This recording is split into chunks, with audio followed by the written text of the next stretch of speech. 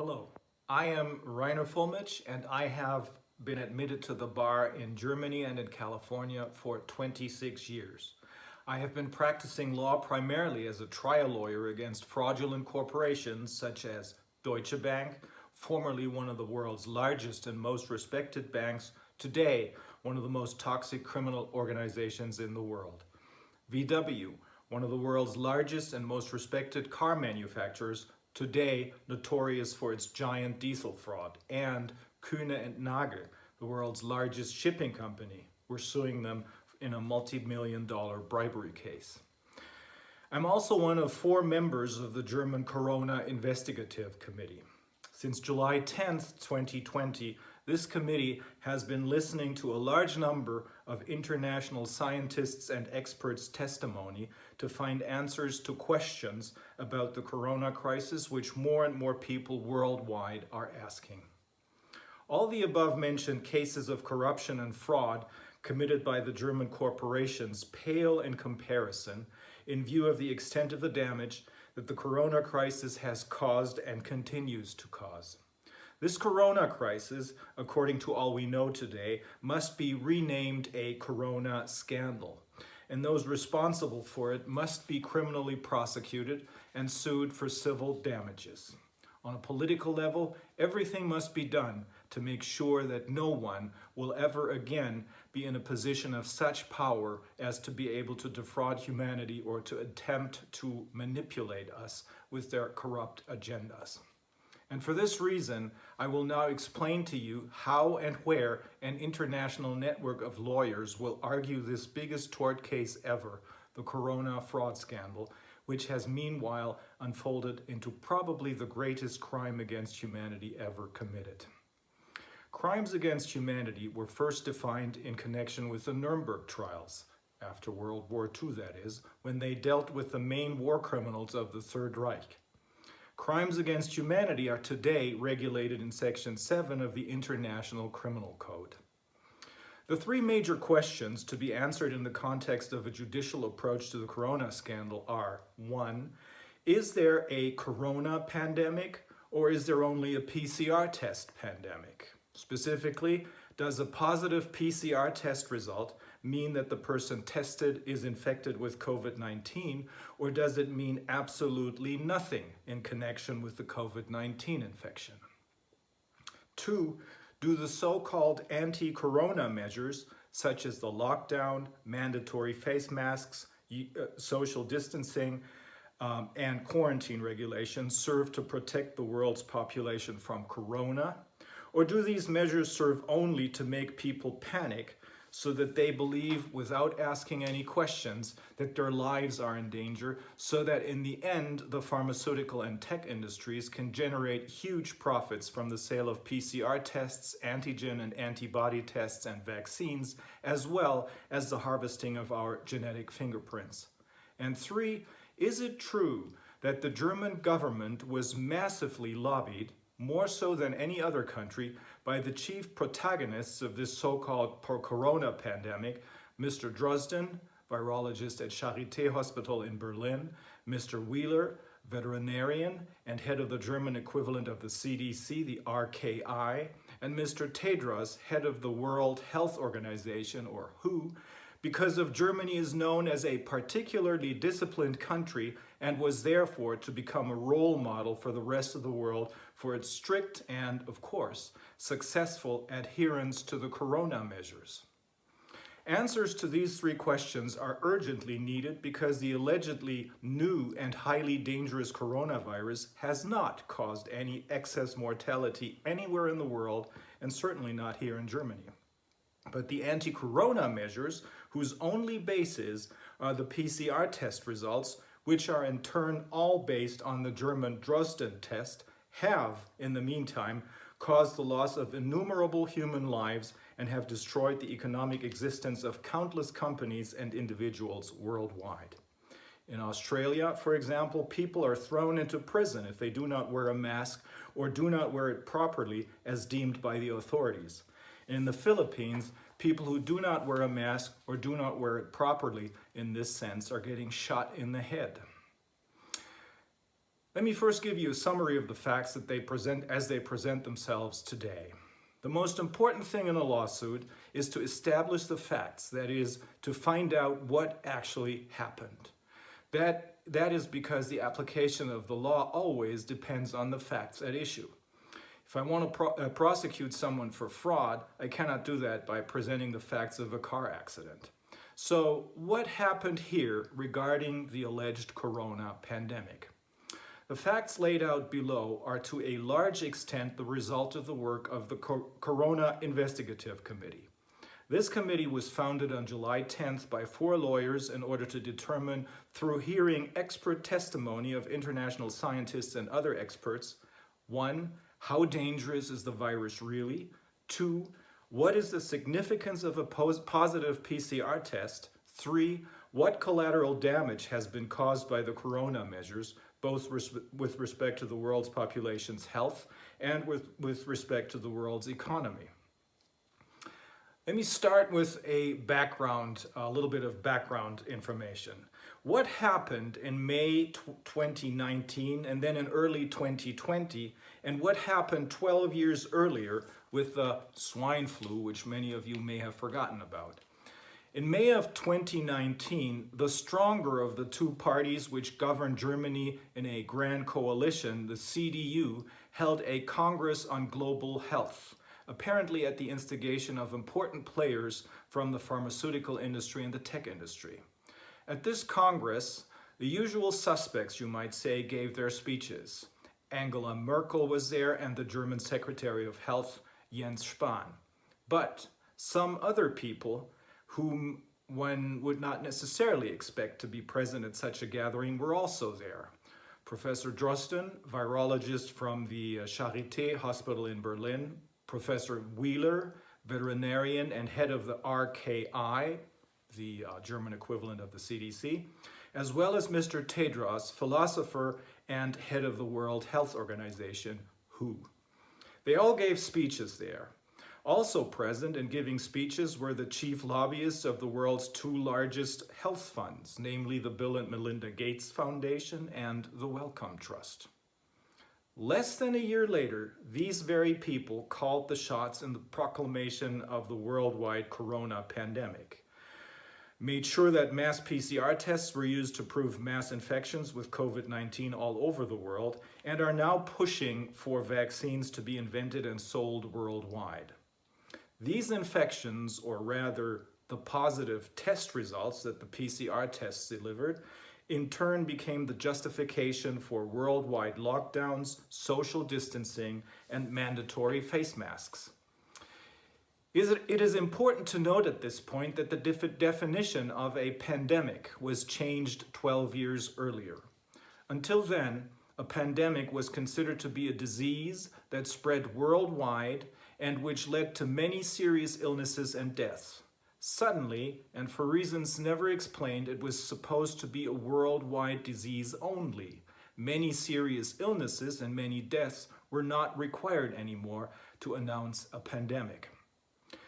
Due to this change, the WHO, which is closely intertwined with the global pharmaceutical industry, was able to declare the swine flu pandemic in 2009, with the result that vaccines were produced and sold worldwide on the basis of contracts that have been kept secret until today. These vaccines proved to be completely unnecessary because the swine flu eventually turned out to be a mild flu and never became the horrific plague that the pharmaceutical industry and its affiliated universities kept announcing it would turn into, with millions of deaths certain to happen if people didn't get vaccinated. These vaccines also led to serious health problems. About 700 children in Europe fell incurably ill with narcolepsy and are now forever severely disabled. The vaccines bought with millions of taxpayers' money had to be destroyed with even more taxpayers' money. Already then, during the swine flu, the German virologist Drosten was one of those who stirred up panic in the population, repeating over and over again that the swine flu would claim many hundreds of thousands, even millions of deaths all over the world. In the end, it was mainly thanks to Dr. Wolfgang Wodak, and his efforts as a member of the German Bundestag and also a member of the Council of Europe that this hoax was brought to an end before it would lead to even more serious consequences. Fast forward to March of 2020. When the German Bundestag announced an epidemic situation of national importance, which is the German equivalent of a pandemic, in March of 2020, and based on this, the lockdown with the suspension of all essential constitutional rights for an unforeseeable time, there was only one single opinion on which the federal government in Germany based its decision.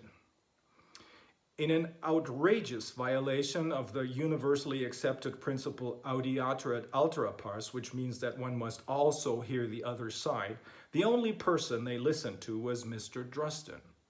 That is the very person whose horrific, panic-inducing prognoses had proved to be catastrophically false 12 years earlier.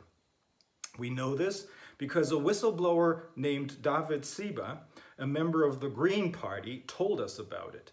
He did so first on August 29, 2020 in Berlin, in the context of an event at which Robert F. Kennedy Jr. also took part and at which both men gave speeches. And he did so afterwards in one of the sessions of our Corona Committee. The reason he did this is that he had become increasingly skeptical about the official narrative propagated by politicians and the mainstream media. He had therefore undertaken an effort to find out about other scientists' opinions and had found them on the internet. There, he realized that there were a number of highly renowned scientists who held a completely different opinion, which contradicted the horrific prognoses of Mr. Drosten. They assumed, and still do assume, that there was no disease that went beyond the gravity of the seasonal flu, that the population had already acquired cross or T-cell immunity against this allegedly new virus, and that there was therefore no reason for any special measures, and certainly not for vaccinations.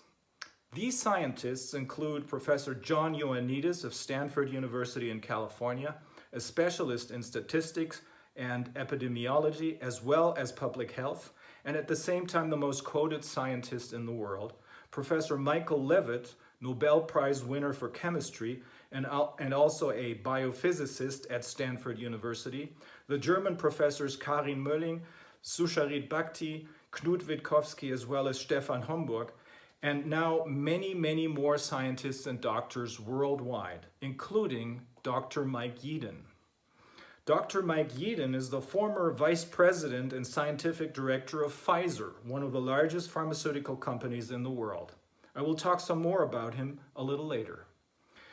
At the end of March, beginning of April of 2020, Mr. Sieber turned to the leadership of his Green Party with the knowledge he had accumulated and suggested that they present these other scientific opinions to the public and explain that, contrary to Mr. Drosten's doomsday prophecies, there was no reason for the public to panic. Incidentally, Lord Sumption, who served as a judge at the British Supreme Court from 2012 to 2018, had done the very same thing at the very same time and had come to the very same conclusion, that there was no factual basis for panic and no legal basis for the corona measures. Likewise, the former president of the German Federal Constitutional Court expressed, albeit more cautiously, serious doubts that the corona measures were constitutional. But instead of taking note of these other opinions and discussing them with David Sieber, the Green Party leadership declared that Mr. Drosten's panic messages were good enough for the German party, for the Green Party. Remember, they're not a member of the ruling coalition. They're the opposition. Still, that was enough for them, just as it had been good enough for the federal government as a basis for its lockdown decision, they said.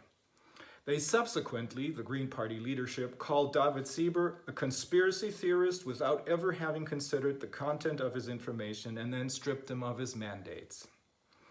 Now let's take a look at the current actual situation regarding the virus's danger, the complete uselessness of PCR tests for the detection of infections, and the lockdowns based on non-existent infections. In the meantime, we know that the healthcare systems were never in danger of becoming overwhelmed by COVID-19. On the contrary, many hospitals remain empty to this day, and some are now facing bankruptcy. The hospital ship Comfort, which anchored in New York at the time and could have accommodated 1,000 patients, never accommodated more than some 20 patients. Nowhere was there any excess mortality. Studies carried out by Professor Ioannidis and others have shown that the mortality of corona is equivalent to that of the seasonal flu. Even the pictures from Bergamo and New York that were used to demonstrate to the world that panic was in order proved to be deliberately misleading. Then, the so-called panic paper was leaked, which was written by the German Department of the Interior. Its classified content shows beyond a shadow of a doubt that, in fact, the population was deliberately driven to panic by politicians and mainstream media. The accompanying irresponsible statements of the head of the RKI, remember the CDC, Mr. Wheeler, who repeatedly and excitedly announced that the corona measures must be followed unconditionally by the population without them asking any question, shows that he followed the script verbatim. In his public statements, he kept announcing that the situation was very grave and threatening, although the figures compiled by his own institute proved the exact opposite. Among other things, the panic paper calls for children to be made to feel responsible, and I quote, for the painful, tortured death of their parents and grandparents if they do not follow the corona rules. That is, if they do not wash their hands constantly and don't stay away from their grandparents. A word of clarification. In Bergamo, the vast majority of deaths, 94% to be exact, turned out to be the result not of COVID-19, but rather the consequence of the government deciding to transfer sick patients, sick with probably the cold or seasonal flu, from hospitals to nursing homes in order to make room at the hospitals for all the COVID patients who ultimately never arrived. There, at the nursing homes, they then infected old people with a severely weakened immune system, usually as a result of pre-existing medical conditions. In addition, a flu vaccination, which had previously been administered, had further weakened the immune systems of the people in the nursing homes. In New York, only some, but by far not all hospitals were overwhelmed. Many people, most of whom were, again, elderly and had serious pre-existing medical conditions, and most of whom, had it not been for the panic mongering, would have just stayed at home to recover, raced to the hospitals. There, many of them fell victim to healthcare-associated infections or nosocomial infections on the one hand, and incidents of malpractice on the other hand. For example, by being put on a respirator rather than receiving oxygen through an oxygen mask. Again, to clarify, COVID-19, this is the current state of affairs, is a dangerous disease, just like the seasonal flu is a dangerous disease. And of course, COVID-19, just like the seasonal flu, may sometimes take a severe clinical course and will sometimes kill patients. However, as autopsies have shown, which were carried out in Germany in particular by the forensic scientist Professor Klaus Püschel in Hamburg, the fatalities he examined had almost all been caused by serious pre-existing conditions, and almost all of the people who had died at a very old age, just like in Italy, meaning they had lived beyond their average life expectancy. In this context, the following should also be mentioned. The German RKI, that is, again, the equivalent of the CDC, had initially, strangely enough, recommended that no autopsies be performed. And there are numerous credible reports that doctors and hospitals worldwide had been paid money for declaring a deceased person a victim of COVID-19 rather than writing down the true cause of death on the death certificate, for example, a heart attack or a gunshot wound. Without the autopsies, we would never know that the overwhelming majority of the alleged COVID-19 victims had died of completely different diseases, but not of COVID-19. The assertion that the lockdown was necessary because there were so many different infections with SARS-CoV-2 and because the healthcare systems would be overwhelmed is wrong for 3 reasons, as we have learned from the hearings we conducted with the Corona Committee and from other data that has become available in the meantime. A, the lockdown was imposed when the virus was already retreating. By the time the lockdown was imposed, the alleged infection rates were already dropping again.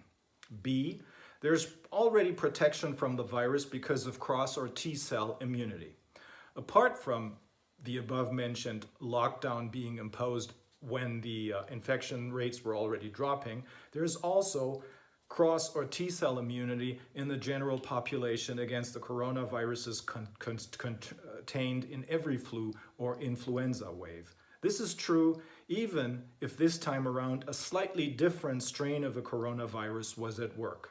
And that is because the body's own immune system remembers every virus it has ever battled in the past, and from this experience it also recognizes a supposedly new but still similar strain of the virus from the corona family. Incidentally, that's how the PCR test for the detection of an infection was invented by now infamous Professor Drosten. At the beginning of January of 2020, based on this very basic knowledge, Mr. Drosten developed his PCR test, which supposedly detects an infection with SARS-CoV-2. Without ever having seen the real Wuhan virus from China, only having learned from social media reports that there was something going on in Wuhan, he started tinkering on his computer with what would become his corona PCR test. For this, he used an old SARS virus, hoping it would be sufficiently similar to the allegedly new strain of the coronavirus found in Wuhan. Then he sent the result of his computer tinkering to China to determine whether the victims of the alleged new coronavirus tested positive. They did. And that was enough for the World Health Organization to sound the pandemic alarm and to recommend the worldwide use of the Drosten PCR test for the detection of infections with the virus now called SARS-CoV-2. Drosten's opinion and advice was, this must be emphasized once again, the only source for the German government when it announced the lockdown, as well as the rules for social distancing and the mandatory wearing of masks.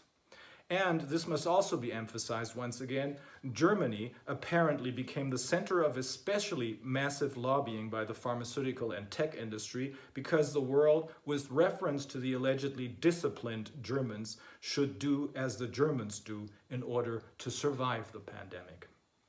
C. And this is the most important part of our fact-finding. The PCR test is being used on the basis of false statements, not based on scientific facts with respect to infections. In the meantime, we have learned that these PCR tests, contrary to the assertions of Messrs. Drosten, Wheeler, and the WHO, do not give any indication of an infection with any virus, let alone an infection with SARS-CoV-2. Not only are PCR tests expressly not approved for diagnostic purposes, as is correctly noted on leaflets coming with these tests, and as the inventor of the PCR test, Kary Mullis, has repeatedly emphasized. Instead, they're simply incapable of diagnosing any disease. That is, contrary to the assertions of Drosten, Wheeler, and the WHO, which they have been making since the proclamation of the pandemic, a positive PCR test result does not mean that an infection is present. If someone tests positive, it does not mean that they're infected with anything, let alone with the contagious SARS-CoV-2 virus. Even the United States CDC, even this institution agrees with this, and I quote directly from page 38 of one of its publications on the coronavirus and the PCR tests, dated July 13th, 2020. First bullet point says, detection of viral RNA may not indicate the presence of infectious virus or that 2019 nCoV is the causative agent for clinical symptoms. Second bullet point says, the performance of this test has not been established for monitoring treatment of 2019 nCoV infection. Third bullet point says, This test cannot rule out diseases caused by other bacterial or viral pathogens. It is still not clear whether there has ever been a scientifically correct isolation of the Wuhan virus, so that nobody knows exactly what we're looking for when we test, especially since this virus, just like the flu viruses, mutates quickly. The PCR swabs take 1 or 2 sequences of a molecule that are invisible to the human eye and therefore need to be amplified in many cycles to make it visible. Everything over 35 cycles is, as reported by the New York Times and others, considered completely unreliable and scientifically unjustifiable. However, the Dresden test, as well as the WHO recommended test that followed his example, are set to 45 cycles. Can that be because of the desire to produce as many positive results as possible and thereby provide the basis for the false assumption that a large number of infections have been detected? The test cannot distinguish inactive and reproductive matter. That means that a positive result may happen because the test detects, for example, a piece of debris, a fragment of a molecule, which may signal nothing else than that the immune system of the person tested won a battle with a common cold in the past. Even Drosten himself declared in an interview with a German business magazine in 2014, at that time concerning the alleged detection of an infection with the MERS virus, allegedly with the help of the PCR test, that these PCR tests are so highly sensitive that even very healthy and non-infectious people may test positive. At that time, he also became very much aware of the powerful role of the panic and fear-mongering media, as you'll see at the end of the following quote. He said then, in this interview, if, for example, such a pathogen scurries over the nasal mucosa of a nurse for a day or so without her getting sick or noticing anything, then she's suddenly a MERS case. This could also explain the explosion of case numbers in Saudi Arabia. In addition, the media there have made this into an incredible sensation. Has he forgotten this, or is he deliberately concealing this in the corona context, because corona is a very lucrative business opportunity for the pharmaceutical industry as a whole, and for Mr. Alfred Lund, his co-author in many studies and also a PCR test producer. In my view, it is completely implausible that he forgot in 2020 what he knew about the PCR tests and told a business magazine in 2014. In short, this test cannot detect any infection, contrary to all false claims stating that it can. An infection, a so-called hot infection, requires that the virus, or rather a fragment of a molecule, which may be a virus, is not just found somewhere, for example, in the throat of a person without causing any damage. That would be a cold infection.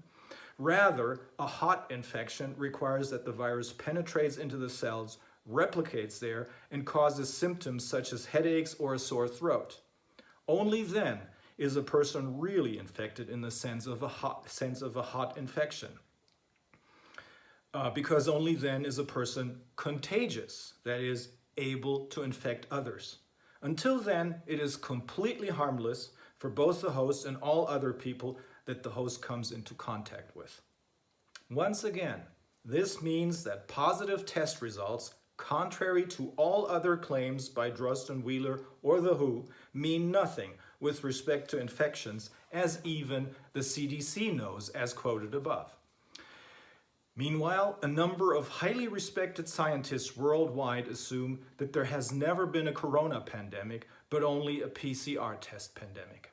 This is the conclusion reached by many German scientists, such as Professors Bakti, Reis, Mölling, Hockertz, Wallach, and many others, including the above-mentioned Professor John Ioannidis and the Nobel laureate Professor Michael Levitt from Stanford University.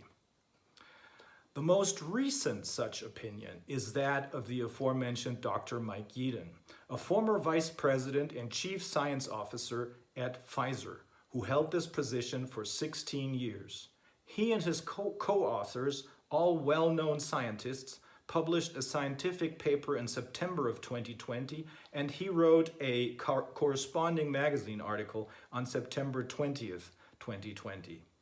Among other things, he and they state, and I quote, "We're basing our government policy, our economic policy, and the policy of restricting fundamental rights presumably on completely wrong data and assumptions about the coronavirus. If it weren't for the test results that are constantly reported in the media, the pandemic would be over because nothing really happened. Of course, there are some serious individual cases of illness, but there are also some in every flu epidemic. There was a real wave of disease in March and April, but since then, everything has gone back to normal. Only the positive results rise and sink wildly again and again, depending on how many tests are carried out. But the real cases of illnesses are over. There can be no talk of a second wave." The allegedly new strain of the coronavirus is, Dr. Yeadon continues, only new in that it is a new type of the long-known coronavirus. There are at least 4 coronaviruses that are endemic and cause some of the common colds we experience, especially in winter. They all have a striking sequence similarity to the coronavirus.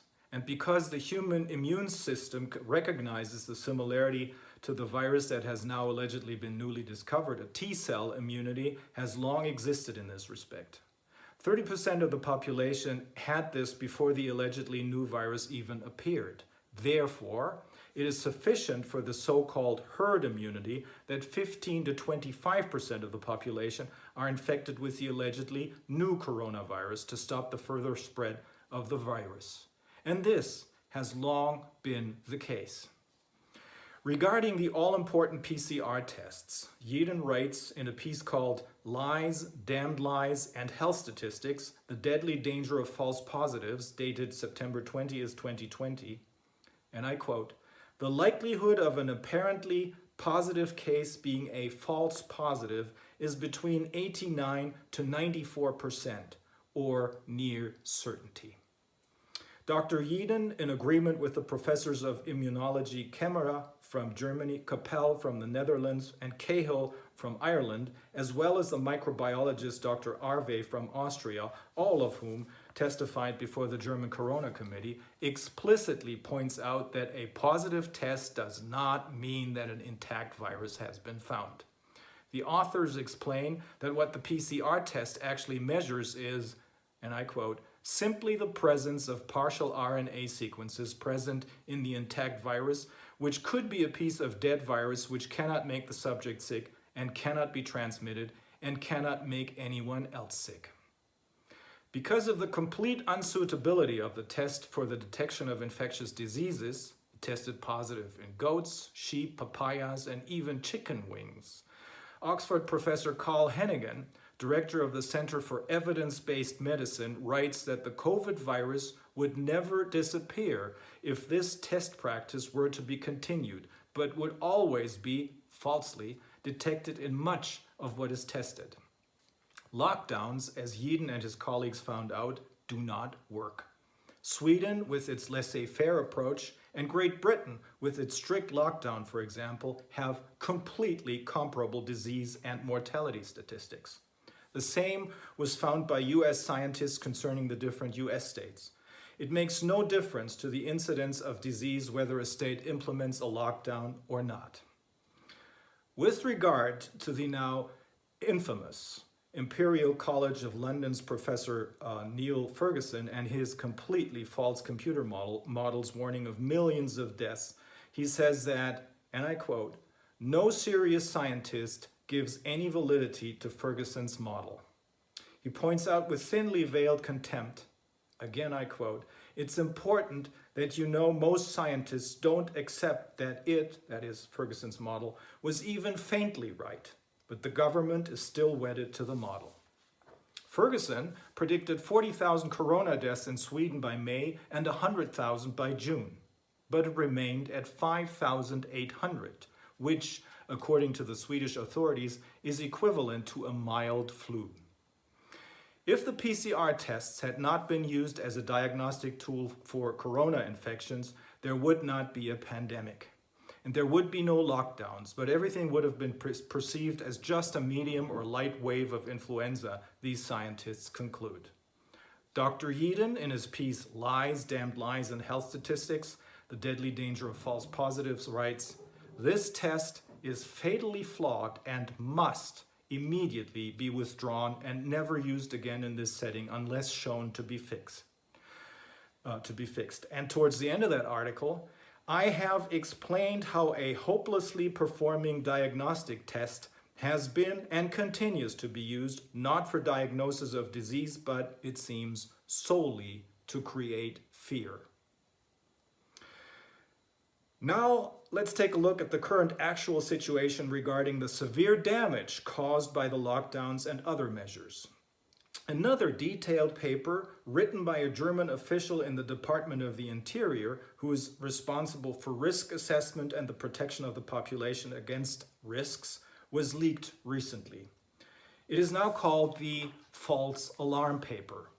This paper comes to the conclusion that there was and is no sufficient evidence for serious health risks for the population as claimed by Drosten, Wheeler and the WHO. But, the author says, there's very much evidence of the corona measures causing gigantic health and economic damage to the population, which he then describes in detail in this paper. This, he concludes, will lead to very high claims for damages which the government will be held responsible for. This has now become reality, but the paper's author was suspended. More and more scientists, but also lawyers, recognize that as a result of the deliberate panic-mongering and the corona measures enabled by this panic, democracy is in great danger of being replaced by fascist totalitarian models. As I already mentioned above, in Australia, people who do not wear the masks, which more and more studies show are hazardous to health, or who allegedly do not wear them correctly, are arrested, handcuffed and thrown into jail. In the Philippines, they run the risk of getting shot. But even in Germany and in other previously civilized countries, children are taken away from their parents if they do not comply with quarantine regulations, distance regulations, and mask-wearing regulations. According to psychologists and psychotherapists who testified before the Corona Committee, children are traumatized en masse, with the worst psychological consequences yet to be expected in the medium and long term. In Germany alone, 500,000 to 800,000 bankruptcies are expected in the fall to strike small and medium-sized businesses, which form the backbone of the economy. This will result in incalculable tax losses and incalculably high and long-term Social Security money transfers for, among other things, unemployment benefits. Since in the meantime, pretty much everybody is beginning to understand the full devastating impact of the completely unfounded corona measures, I will refrain from detailing this any further. Let me now give you a summary of the legal consequences. The most difficult part of a lawyer's work is always to establish the true facts, not the application of the legal rules to these facts. Unfortunately, a German lawyer does not learn this at law school, but his Anglo-American counterparts do get the necessary training for this at their law schools. And probably for this reason, but also because of the much more pronounced independence of the Anglo-American judiciary, the Anglo-American law of evidence is much more effective in practice than the German one. A court of law can only decide a legal dispute correctly if it has previously determined the facts correctly, which is not possible without looking at all the evidence. And that's why the law of evidence is so important. On the basis of the facts summarized above, in particular those established with the help of the work of the German Corona Committee, the legal evaluation is actually simple. It is simple for all civilized legal systems, regardless of whether these legal systems are based on civil law, which follows the Roman law more closely, or whether they are based on Anglo-American common law, which is only loosely connected to Roman law. Let's first take a look at the unconstitutionality of the measures. A number of German law professors, including Professors Kingreen, Morswig, Jungblut, and Vosgerau have stated either in written expert opinions or in interviews, in line with the serious doubts expressed by the former president of the Federal Constitutional Court with respect to the constitutionality of the corona measures, that these measures, the corona measures, are without a sufficient factual basis and also without a sufficient legal basis, and are therefore unconstitutional and must be repealed immediately. Very recently, a judge, Thorsten Schleif is his name, declared publicly that the German judiciary, just like the general public, has been so panic-stricken that it was no longer able to administer justice properly. He says that the courts of law, and I quote, have all too quickly waved through coercive measures which for millions of people all over Germany represent massive suspensions of their constitutional rights.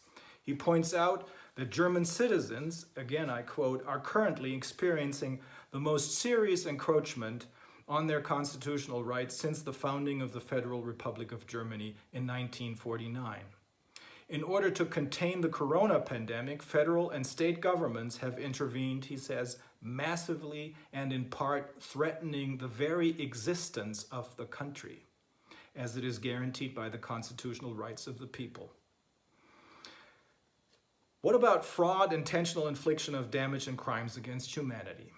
Based on the rules of criminal law, asserting false facts concerning the PCR tests or intentional misrepresentation, as it was committed by Messrs. Drosten and Wheeler as well as the WHO, can only be assessed as fraud. Based on the rules of civil tort law, this translates into intentional infliction of damage. The German professor of civil law, Martin Schwab, supports this finding in public interviews. In a comprehensive legal opinion of around 180 pages, he has familiarized himself with the subject matter like no other legal scholar has done thus far, and in particular has provided a detailed account of the complete failure of the mainstream media to report on the true facts of this so-called pandemic. Messrs. Drosten, Wheeler, and Tedros of the WHO all knew, based on their own expertise or the expertise of their institutions, that the PCR tests cannot provide any information about infections, but asserted over and over again to the general public that they can, with their counterparts all over the world repeating this. And they all knew and accepted that on the basis of their recommendations, the governments of the world would decide on lockdowns, the rules for social distancing, and mandatory wearing of masks, the latter representing a very serious health hazard, as more and more independent studies and expert statements show. Under the rules of civil tort law, all those who have been harmed by these PCR test-induced lockdowns are entitled to receive full compensation for their losses. In particular, there is a duty to compensate, that is, a duty to pay damages for the loss of profits suffered by companies and self-employed persons as a result of the lockdown and other measures. In the meantime, however, the anti-corona measures have caused and continue to cause such devastating damage to the world's population's health and economy that the crimes committed by Messrs. Drosten, Wheeler, and the WHO must be legally qualified as actual crimes against humanity, as defined in Section 7 of the International Criminal Code. How can we do something? What can we do? Well, the class action is the best route to compensatory damages and to political consequences. The so-called class action lawsuit is based on English law and exists today in the USA and in Canada. It enables a court of law to allow a complaint for damages to be tried as a class action lawsuit at the request of a plaintiff if 1. As a result of a damage-inducing event, 2. A large number of people suffer the same type of damage. Phrased differently, a judge can allow a class action lawsuit to go forward if common questions of law and fact make up the vital component of the lawsuit. Here, the common questions of law and fact revolve around the worldwide PCR test-based lockdowns and its consequences. Just like the VW diesel passenger cars were functioning products, but they were defective due to a so-called defeat device because they didn't comply with the emissions standards, so too the PCR tests, which are perfectly good products in other settings, are defective products when it comes to the diagnosis of infections. Now, if an American or a Canadian company or an American or Canadian individual decides to sue these persons in the United States or Canada for damages, then the court called upon to resolve this dispute may, upon request, allow this complaint to be tried as a class action lawsuit. If this happens, all affected parties worldwide will be informed about this through publications in the mainstream media and will thus have the opportunity to join this class action within a certain period of time to be determined by the court. It should be emphasized that nobody must join the class action, but every injured party can join the class. The advantage of the class action is that only one trial is needed, namely to try the complaint of a representative plaintiff who is affected in a manner typical of everyone else in the class. This is firstly cheaper and secondly faster than hundreds of thousands or more individual lawsuits. And thirdly, it imposes less of a burden on the courts. Fourthly, as a rule, it allows a much more precise examination of the accusations than would be possible in the context of hundreds of thousands or, more likely in this corona setting, even millions of individual lawsuits. In particular, the well-established and proven Anglo-American law of evidence, with its pre-trial discovery, is applicable. This requires that all evidence relevant for the determination of the lawsuit is put on the table. In contrast to the typical situation in German lawsuits with structural imbalance, that is, lawsuits involving on the one hand a consumer and on the other hand a powerful corporation, the withholding or even destruction of evidence is not without consequence.